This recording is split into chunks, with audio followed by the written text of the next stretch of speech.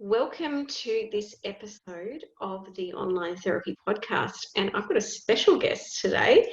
It's Narelle and Narelle Wallace, and she is here to talk to me and the listeners here about digital marketing. And it's often the kind of thing that a lot of therapists need a bit of a hand about. And I know I help a lot of clinicians out in the field, but Narelle actually is and was a therapist and is currently working as a professional digital marketer. And I think this is going to be really helpful that everyone hears this discussion who's an online therapist or anyone who listens into this podcast. Even if you're running your business in another field and you're wanting to get into therapy or whatever, it's good to know if you're going to set yourself up, like just a few tips of what you might need to do. So I want Narelle to introduce herself because my listeners don't even know Narelle, but we happen to know each other and run our own other podcast too. So she's also been invited on today, and we just recorded another episode for that just earlier. So over to you, Narelle. Can you introduce yourself and a bit of a spiel? Yep. Okay. So as Renee mentioned, I'm a former therapist. So I left the corporate world at 30 and trained in remedial massage, polarity therapy and counselling, and ran my own business. I also did training and assessment. So I did a mishmash of those things for a lot of years. And Renee and I met through the online space, well, must have been about 4 or 5 years ago now, and started up the Shine Council podcast, and have sort of developed a friendship and a working relationship from there. Meanwhile, I have been working as a digital marketing account manager and more recently as a group digital manager for News Extend, which is a digital marketing arm of News Corp. So, I look after a team of digital marketing account managers here in Townsville. Awesome. So just kind of maybe for the listeners, what is digital marketing? Because a lot of people don't even know what that term is. So over to you. Yep. So digital marketing is there's a lot of acronyms and jargon and things in there.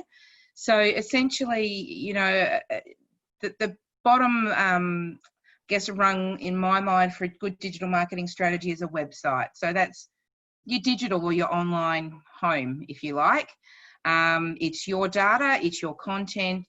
Nobody else owns it. It's not on anyone else's platform, and it's where the world can find out about you.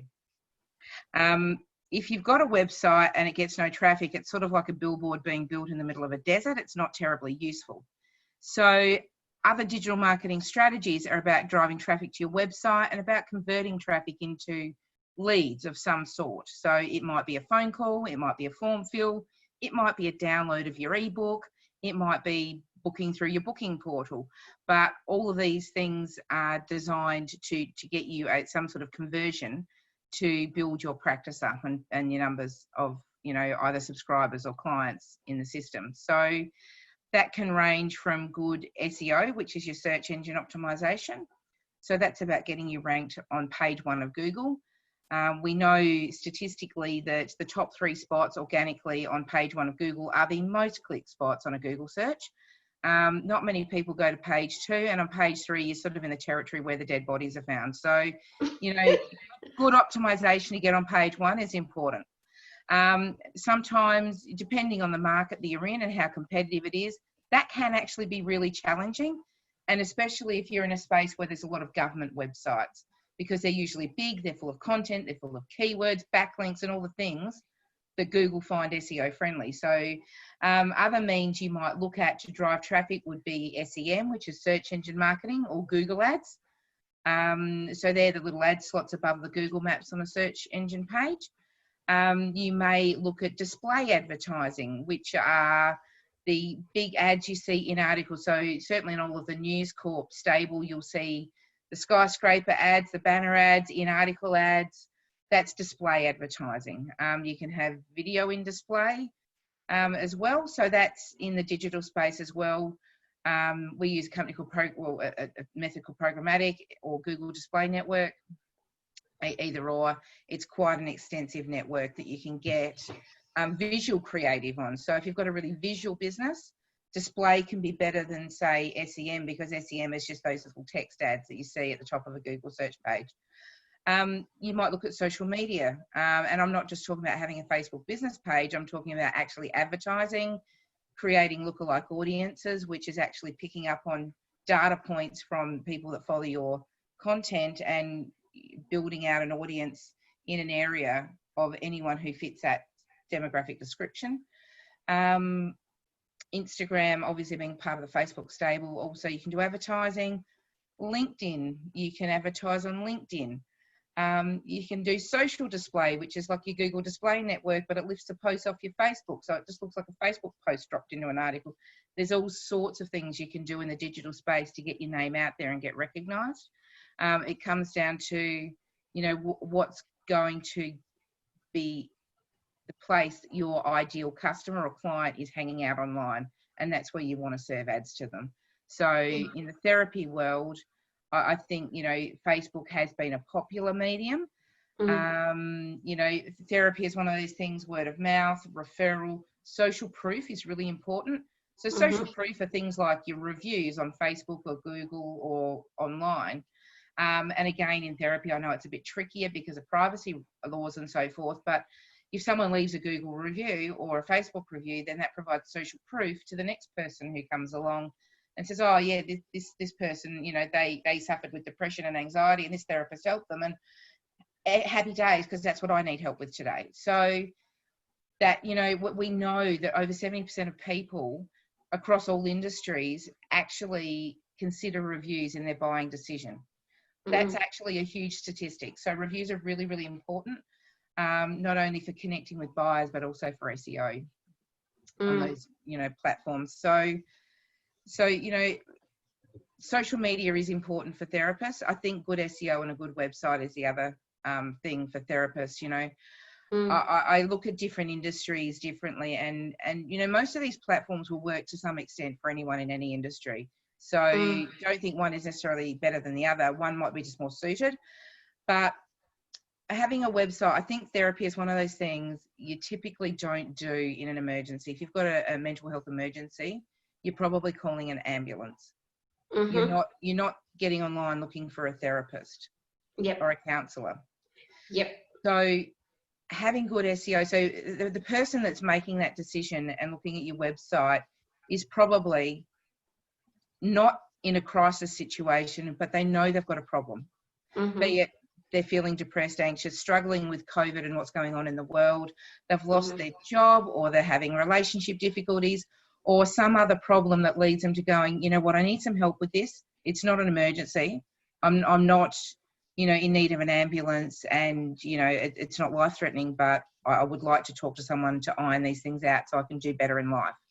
They're the people that are going to get on Google and start looking and Googling, how do I fix a broken marriage, or how do I get over my anxiety, or, how do I cope with whatever problem that I've got? So they're putting those things into the Google search engine. So being found for the keywords. So they're, when you're talking phrases, we call them long tail keywords. So they're very, very specific. So if someone actually types that very specific thing, they're probably a really good match for you if you're keywording for that. So that's, they're the things that you want to be found for, and very specific to your niche or area of practice. So that's a very big nutshell I've given you digital marketing in. And it is a very sort of big and broad topic. So was there anything more specific that you feel that your listeners might be interested in? Yeah, well, there's a few things I think you've skimmed over quite quickly, SEO. And a lot of therapists struggle even with the terminology.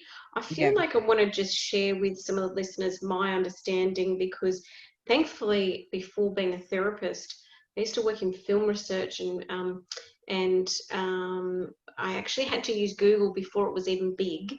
And we used to need to use Boolean logic and other ways to actually search. So for those listeners, just to think about it like this, imagine this, Google's just really a massive, massive library that you can find information from, and I think a lot of people just think, okay, I'm just going to use Google and find it, but that information has to be stored somewhere. What if you can push your information up so it can be found quicker? A lot of people don't understand that about SEO. So, like, what are your thoughts around that in terms of what my kind of take is? So yeah, look, you're correct, and there's a whole lot of different methodologies. I mean, even if you go to an SEO provider, different SEO providers will have different strategies and methodologies to get you to page one of Google. Yep. Some are more successful than others, and it depends on the level of competition as to what it's going to cost you to do it. But if you built yourself a WordPress website, there are things you can do yourself, like making sure you've got a Google My Business listing at backlinks to your website. Yes. Backlinks to your directory sites. Yep. So, if you're one of Renee's students and you're on her AOTT practitioner website, make sure you backlink to your website. Exactly. So backlinking profile's huge with SEO, because what that does is builds the trust relationship with Google. Exactly. Yeah, so that's really important. And some SEO strategies at a higher level will actually buy backlinks for the site that they're doing the SEO work on that are high domain authority backlinks, which means Google really likes that domain. They will buy backlinks to put on a site just to boost rankings. So it is quite a business. So, but if you're in directories, put links in your directories. I used to work for Yellow Pages. You can get a free Yellow online listing. Yep. It does provide a backlink, so it does have some SEO benefits. Same with local search. Yep. As I said, if you're one of Renee's students, backlink from there. Google My Business, backlink from there. Facebook, backlink from there. Instagram, LinkedIn, backlink everything to your website. Exactly. So that provides some backlinking. Yeah. Think about your keywords and think about your location. If you're working in a localized area, use that in your heading tags when you build your website. So heading tags are like chapter headings in a book, and Google will look at the book title page before it trawls through all of the content of the book. So if your heading tags are like those, title page listings, it's going to trawl through them more quickly and more readily than it will go through all of your website content. So obviously having a Google map with a location on your website is important. Number one. If you are location based, mention your location. Counselling in Townsville, counselling in Wollongong, wherever you might be, talk about that in those heading tags. If you specialise in something, mention that in heading tags. If you use the Yoast plugin, keyword for that. Meta description for your website. Again, WordPress, if you build your own site, will give you the option to put in a meta description. Put those keywords in, those primary keywords that you want to be found for in Google. So you really need to take a step back from being a therapist and not think therapist and speak therapist. You need to think and speak like one of your clients. What are they going to be putting into Google? That they may not understand complex terms like acceptance and commitment therapy or cognitive behavioural therapy or dialectical behavioural therapy or Gestalt or whatever it is you're doing. They probably haven't heard of those things, but they may have heard of the problem that they've got. Yes. Like PTSD, they might have heard of it. Like trauma, they might have heard of it. Like grief, loss. Yeah, my wife died. Yeah. Or like one of my family members has had COVID, in this really good example at the moment. Not that mine have, just by the way. But if one of your clients has, then it might be that they're looking that up. It might be a term they're actually looking up. Are you prepared to talk about that with your clients? Like, are you open to that? Are you? I've had a lot of people wanting to come to me talking about global politics lately. That's just what So I often get the thinking person therapy client. So then it's the people wanting to talk about the global issues or that kind of thing. So it also depends on what kind of a therapist you are, that then determines how you then what words you put out to the world. It's kind of your energetic way you're putting out to the world that then comes back to you with the client.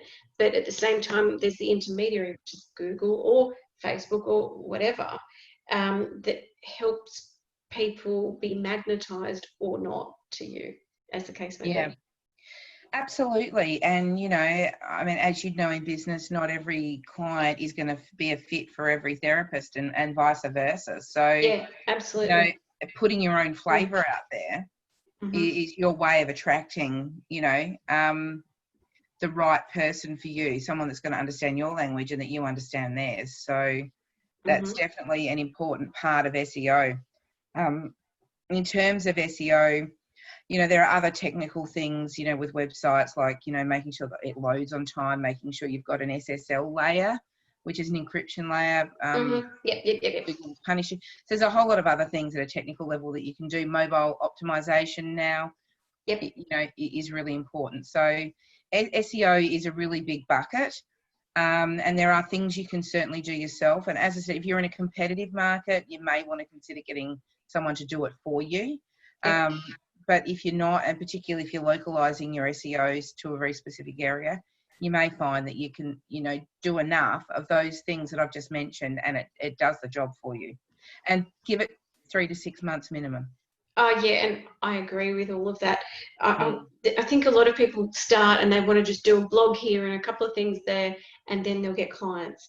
Unfortunately, you know, what I've heard in all the social media marketing training that I've done over the years, because, you know, just so I can be on top of a lot of different things, social media and the internet, is that you've got to put yourself in a lot of different places to be found, unfortunately. And this is for everyone to hear this out loud. You can't just put yourself in one or two places. So a lot of people just go, oh, so I've got a website, I've got a Psychology Today profile, and that should be enough. I'm here to say, no, it's not, unfortunately.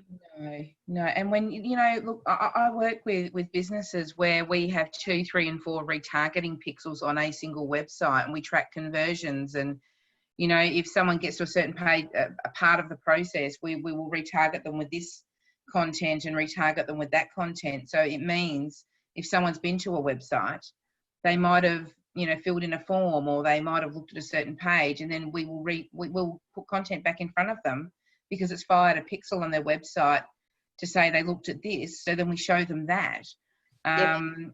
So it's actually really, really sophisticated, and you can do this on many levels and create several different, I don't like the word funnels, but, you know, different, you know, silos of advertising, depending on what the client's engaged with in the first instance. So it is really quite sophisticated now. And, you know, it's, so yeah, if you're just going to set up a website and throw yourself on Psychology Today, there's a world of difference between that and the level of sophistication that most businesses are now using in the paid marketing space. So yeah.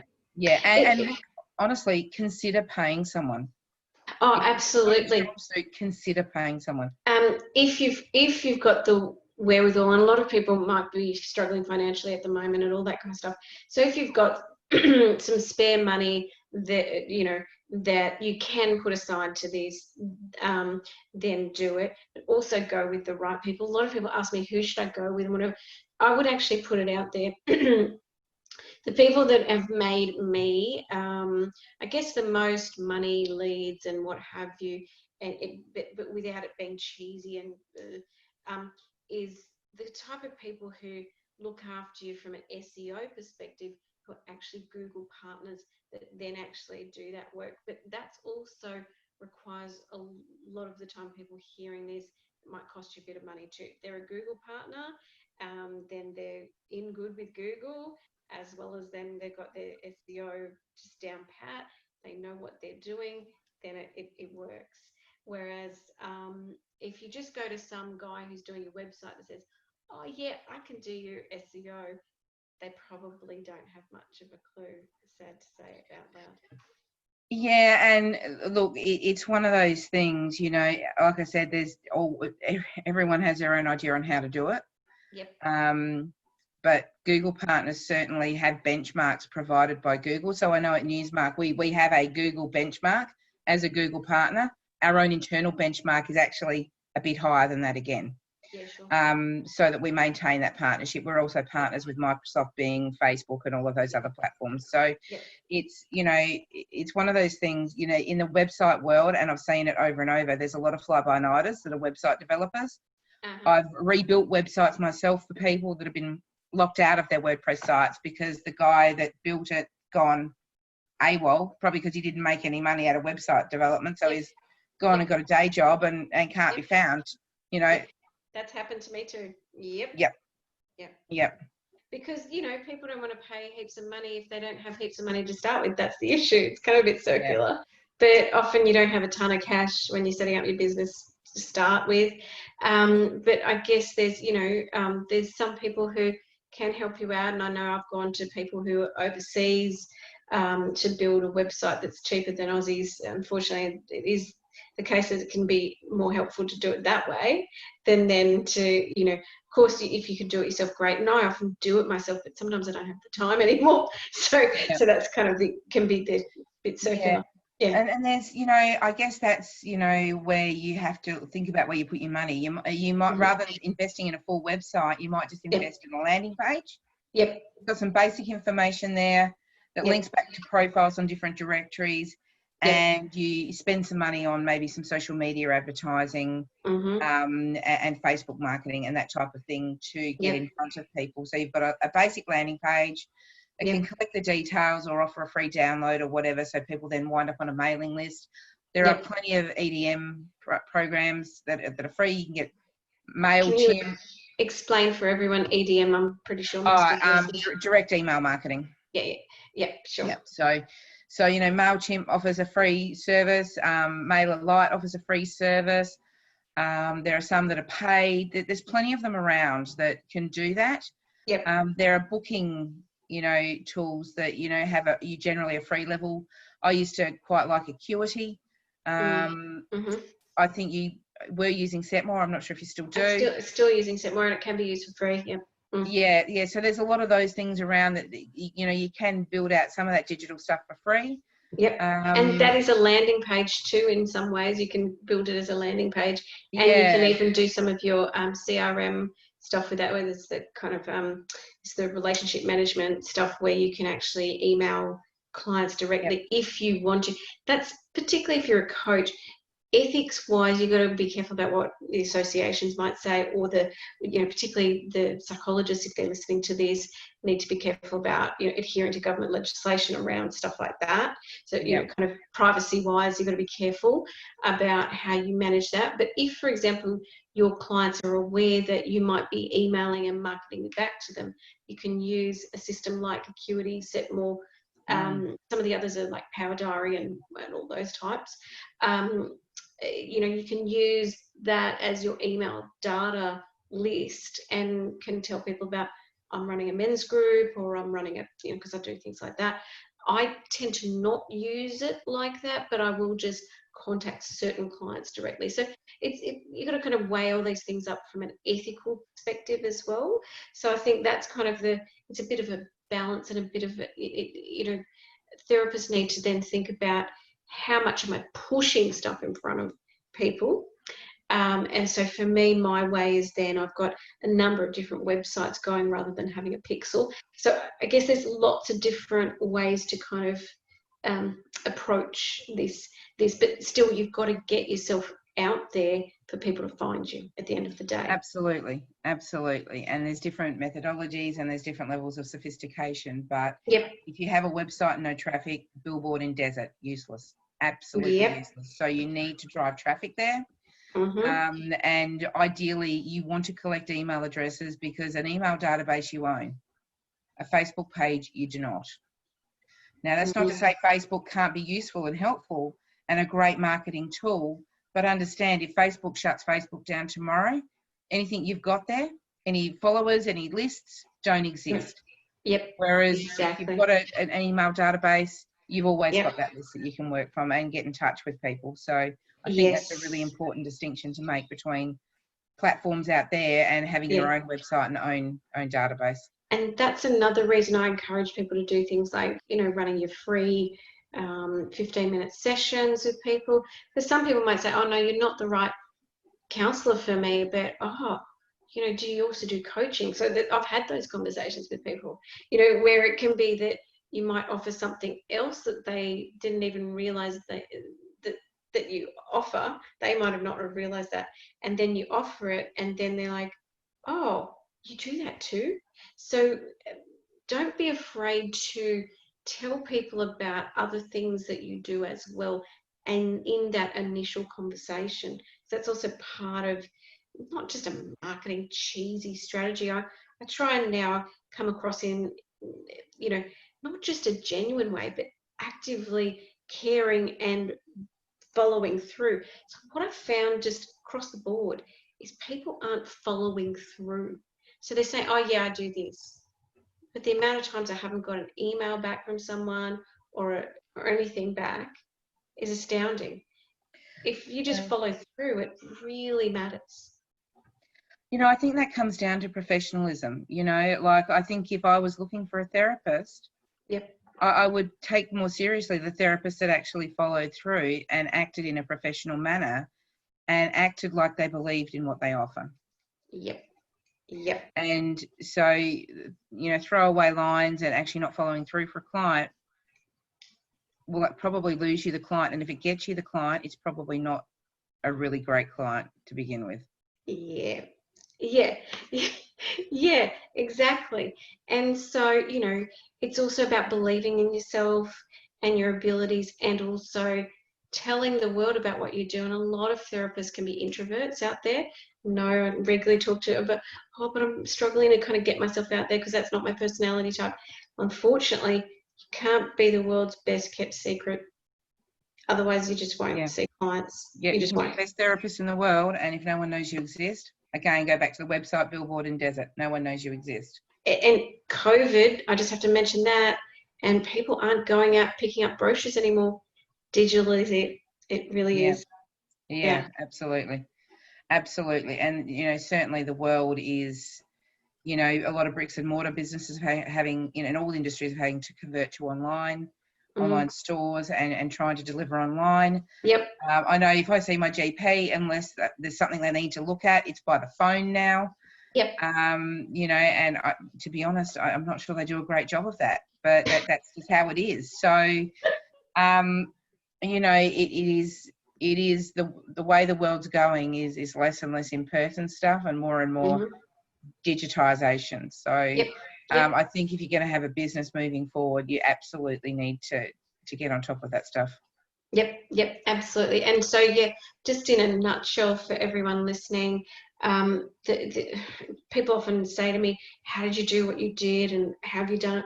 It's just sheer hard work, finding out about how things work, getting on top of it, and then just continuing to do it day by day by day, doing something every single day, not so that it's so overwhelming.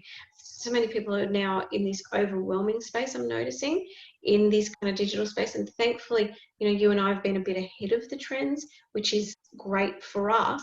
Then there's a lot of people say, oh, it's great for you. And yes and no. Sometimes it's also about reading what the market is doing too. I think you and I both, from both marketing backgrounds previously as well, could see this is where things were going, and hence why we jumped into this space. So it's also about being aware and being prepared. We're also going to now need to, in the COVID space, for the therapists listening in, to catch people as they fall from COVID too. So we are going to be needed for some time to come. So you're going to need to get yourself out there. Definitely. Yeah, absolutely. And look, I'll pick up on what Renee talked about as personality types and things like that. And I understand a lot of therapists, inherently, most people have a niche set of skills that they're good at. And therapists tend to not be great marketers or digital marketers. But at the end of the day, I'm quite introverted. I've had to learn to put it out there, and I know you're in the same boat, Renee. I think it's a case of making the decision and making that choice that this is what I want to do, and what do I need to, who do I need to be able to do that? And that might be your own therapy journey to go on to actually get yourself out there. Absolutely. And get some coaching around that stuff, because at the end of the day, if you want to work in the profession that you're in, and, you know, chances are you're probably really good at it, you have to get past some of this stuff that, you know, traditionally a therapist could sit in their little office and people would come to them because they'd stick an ad in the yellow pages of the paper, and that'd be that. The world isn't that place anymore. And I think accepting that and working with it's probably the most useful advice I can give. Absolutely. Yeah, so it comes down to acceptance and a bit of grieving and loss, like, oh, I didn't think I'd have to do it. Because a lot of people learn therapy because then they go, oh, I shouldn't then have to get in front of a computer screen or anything. Unfortunately, the world's moved on. COVID's happened. We have to accept the inevitable. This is how it is for now. Maybe not forever, but for now it is, and for the near future it is. And then we're still going to need to put ourselves out there for the people who've now like fully transitioned and all that, to catch them on the other side as well. So yeah. And look, you know, I'm coaching an OC therapist at the moment, and it's around all of this stuff, around system stuff, around dealing with admin and sitting in front of a computer because it shits at a tears. But it's got to be done if you want to run your own business. One way or another, you need to come to terms with the computer. Yep, absolutely. And I agree with you on that too. And I'm also coaching similar things. That's why I wanted to get you on, because this is the kind of stuff I'm doing. But it also helps to hear it from someone else, not just me, but also someone else who's doing it as a professional, as a digital marketer too. So it's good you're also doing coaching. So am I. I guess both, this is for everyone to hear. Narelle offers coaching and she's doing further training and coaching. I know you're doing that as well. And I know I've certainly completed a degree last year in coaching because I really care about the outcomes of therapists to make sure I was doing the right thing. Like, you know, of course I did all my counselling and psychotherapy quals, but I also then did an additional coaching degree because I wanted to make sure that I'm giving a good service to people. I think that's really important that people hear that it wasn't just to kind of tick the box. It was so that I was giving a good service, and so that I'm not just another therapist saying I'm coach, you know? I'm sure you understand what I'm saying. I'm a counsellor doing coaching studies as well. So, and look, you know, we can talk about the importance of, you know, whether it's a degree or a diploma or whatever qualifications, but qualifications and or experience are actually really important. In this space. And there's a lot of people out there, I mean, and Renee and I have talked about this a lot, especially in Facebook land, that call themselves coaches. They've got massive followings. They're actually not very good coaches. They're really good marketers. Absolutely. And there's a huge difference between, so I think a lot of people think I'm just a good marketer, but what I decided I needed to do to not just be that is not just do all the funneling stuff and not just say, hey, I offer this and do my training and all this kind of stuff. I wanted to make sure that I had the knowledge about coaching, the knowledge about therapy, the knowledge about psychotherapy, and now I've got the knowledge also about, you know, working internationally in online therapy. And that's kind of, for me, that's the package rather than just going, oh, hey, I do all this and, you know, Bob's your uncle. We need to care about the outcomes of all of our clients, not just merely the clients in front of us who are the therapy clients, but also if I'm taking care of a therapist, I want to make sure that I feel like I know what I'm doing too, but it's not just, you know, not just that I know what I'm doing, that I feel like I do too. So you've got that overall picture. But I think that's the same with you. Like I think we've come to a point where there's so many shonky tonks that it's really important to know some people who know what they're talking about. And this COVID stuff has made everybody just jump into this space. And there's all the, like I mentioned before on our other podcast that we recorded earlier, it's like this iceberg of COVID that nobody knows what's really going on. And there's some of us who've been around long enough that we can help people through this time. If that makes sense. Absolutely. So with that, we've run out of time. We often know how to talk a lot, and Narelle and I, but also we've got a lot to say in these spaces because we've seen a lot of crap out there, believe me. So everyone just hearing this, be very wary about people who make claims to be things that they're not. That's all I'll say out there. Yeah. If anyone guarantees you a marketing outcome, run. Yes. Because no marketing strategy can categorically say, yes, I'll get you this many leads. It just doesn't happen. Well, I mean, we can have educated guesses. We can look at search volumes, cost per clicks, and all of those things, and say, well, based on, you know, the data, this is what we would expect, but we can't actually make any promises. So if you are looking to get paid services, be careful or beware the person who promises you an outcome, you know, or guarantees you'll get this many phone calls, or guarantees you'll get this many whatever. And, you know, same with the therapy world, you know, there are no guarantees. No, nothing is completely guaranteed. But yeah, at the end of the day, there's ways of getting more clients, and I think we've just gone through a few of those, and always seek support if it's stuff that you're mentally struggling with. And I think that's also just a good thing to mention. So, Narelle, do you want to just tell everyone where people can find you so that then they can look you up if they need to based on our conversation today? Yep. Okay. So my counselling website is still in existence. So that's bespokecounselling.services. You can find me there. You can drop me an email at News Corp if you want to talk marketing. It's just narelle.wallace@news.com.au.